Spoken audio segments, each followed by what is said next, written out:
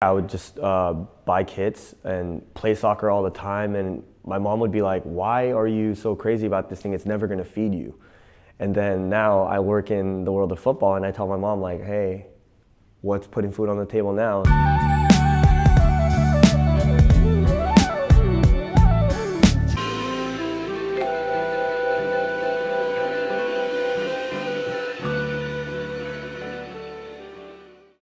I used to buy kits here and there, just occasionally when the World Cup would come around, I'd buy a Korea jersey. But it would be something that, just ended up in the back of the closet for a couple of years until the next one comes, because they weren't playing games, and at that time it was really hard to watch a televised game if it wasn't the World Cup. So I never really felt like the need to wear my Korea kit and step out and, and wear it all the time. So when I became a Manchester United supporter, that's when I found out there was games every week, and before that I had no idea that there was European soccer going on across the other side of the pond. So once I really started getting into that, that's when like my fandom for soccer really started to come to fruition. I think it just kind of all fell into like a perfect storm, because right around the time when I became a Man United supporter, like I also started playing soccer for the first time. Now when I first became a Manchester United supporter, like all I knew was park, right? So like I would literally sit there, go on the website and look up Manchester United, roster, and then be like, okay, I got to memorize these names so I don't look like a poser, I don't look like a bandwagon supporter or whatever. But I don't consider myself a bandwagon Man United supporter because I have a direct tie to who I support as a fellow countryman, right? So when I went there, I was just like, oh, okay, who is John O'Shea? What is that? Like all these kind of things. And the more and more I started watching the games, the easier and easier it is to learn, at that time. But it'd be like on those bootleg websites that have like 40 pop-ups, and you gotta X all those out in order to again watch the games. And had it not been for Park, and had it not been for Manchester United, I don't think I would be the person that I am right now. And I know that's a very cliche thing to say about such a global sport like football, but it really put into a lot of my identity and who I am as a person, even what other people perceive me as, down to the kit and me wearing it. It'd be like, oh, Ben, he's the guy that always wears the soccer jerseys. Around the time when football was becoming a little bit more accessible, online and watching it, and people were starting to kind of like buzz around it. You saw a little bit more streetwear companies taking a dive at, kits and things like that, and just kind of like, with all the stars aligning, that's when I kind of met Curtis from Kicks to the Pitch, and that was how I was able to really put the pieces to the puzzle together that I didn't even know that I was creating. Like I was able to just kind of dive into this whole football world and find out, hey, there is a possibility for people that are creative to be a part of football without being a technical staff, a coach, or a player. And then so we walk away from that conversation, and my gears start turning, and I'm like, dude, this is something that I would love to be involved in. This is something that I probably thought of in my head would be cool, but never really had the balls to do it. And then so I hit up Curtis on Instagram, and I'm like, hey, if there's any opportunities for me to get involved, like it'd be great. Like I'm doing marketing at Crooks and Castles, like it'd be great because I can bring the fashion aspect to it, and plus like I'm an avid soccer head, and I have a lot of passion for it, so it'd be great for me to get involved in this project.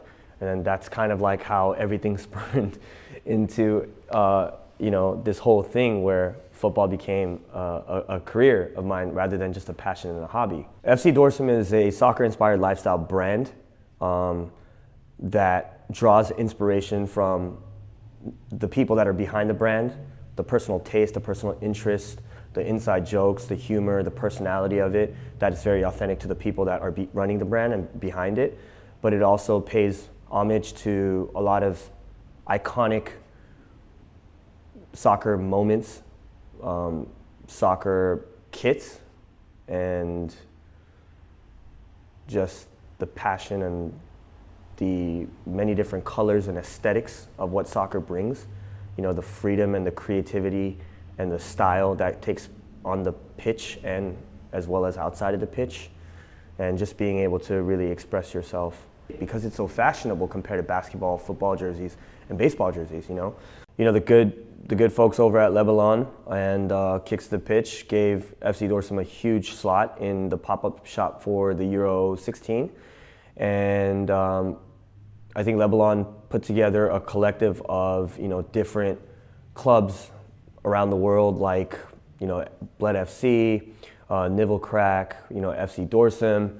And we were able to be in a pop-up shop with a lot of these different brands, and we were able to showcase some of the key pieces that we had as an introduction for FC Dorsum to the world. And it was a great time for us to do it because it was the Euro and it was actually in Paris. So it was a huge opportunity for us to kind of really gauge how accepted we would be from the soccer enthusiasts and also the fashionable people in the city of Paris. So the jersey that I have is a special one of one, which I like to always make of myself because I own the fucking brand. I should make whatever I want.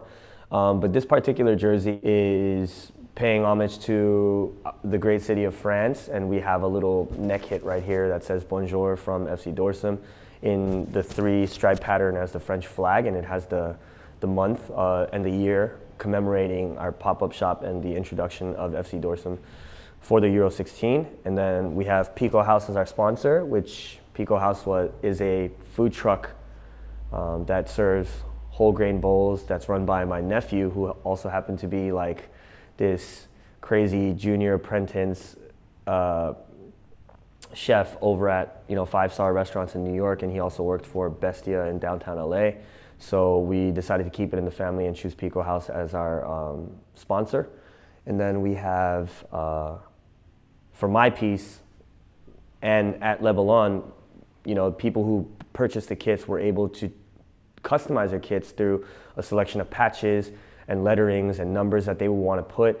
So I just went ahead and put my own personality and my own twist to the kit, and I was able to have the Kicks to the Pitch patches on both sides, and then I was able to put a special message on the back of the kit. And instead of doing just the name and number, I decided to put together like a whole intricate message with the French flag and special characters that were available at the shop. And my one-on-one jersey has, gathered a lot of angry people wanting the same jersey that's not on sale. So I would say that the White Korea kit is like the genesis of my career in soccer as a profession. And FC Dorsum's kit during the Euro 16 is kind of what catapulted me to the next level, being able to express myself and use soccer as a platform to get creative and put something together that I can call my own. So I was extremely privileged to be a part of the team that was responsible for the rollout for the first ever kit in club history for LAFC. I was born and raised in LA, minus the small stint that I had in Korea, and I take extreme pride in being from this city. I think this place is a very unique place. For me to be a part of the rollout of the jersey is fulfilling my dream of not only giving the city something great to wear, also to be a part of the city, and by expressing themselves and expressing that pride through our first ever kit. The club is not bigger than the city, so you'll find different key elements of Los Angeles spread out through the kit. We have the Art Deco application, the Art Deco shield paying homage to the Art Deco architecture in Los Angeles, our crest, of course, and the crescent itself, for maybe people that don't know, the crescent itself, it says Los Angeles Football Club, with LA very prominent in our club, once again providing that the city is the focal point of our club. And we say football club to be a part of the global conversation. That's why we didn't go with a mascot, we didn't go with soccer team, or we wanted to be a part of the global conversation. On the jog tag, we have Heart of the City, and City of Los Angeles, and the iconic wing, which symbolizes mobility and great aspirations. Black and gold, it represents the strength and the texture of our streets, but also the glamour of the city. For me wearing this kit meant more about the people. It meant more about the people that have been waiting, people that have been involved in the project from day one. And so when I bought the kit, I made it a point to have the people that I worked with, that I had the privilege of, being down in the trenches of planning this out and, going back and forth and all the nights and frustrating, logistics of putting together an event and a rollout plan. I wanted all of them to be a part of this forever, because this is something that I can say I was a part of to my kids and their grandkids if I live that long.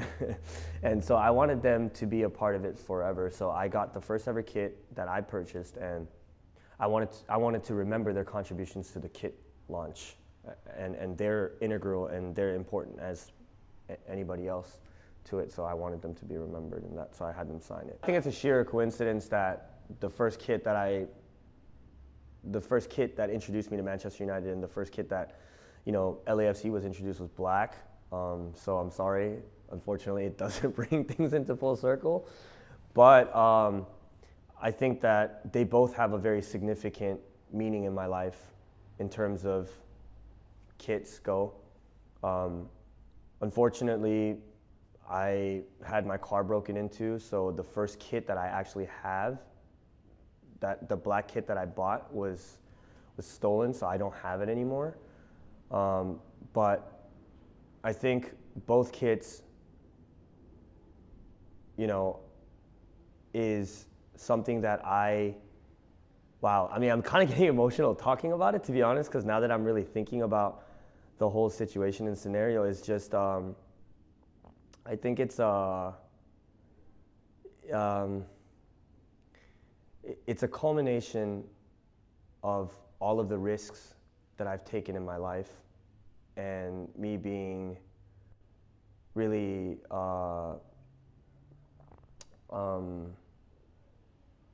just immersed in this passion of mine, and being able to be in a position where I can freely express myself using that passion, meeting other people and helping other people to grow their passion in the same way.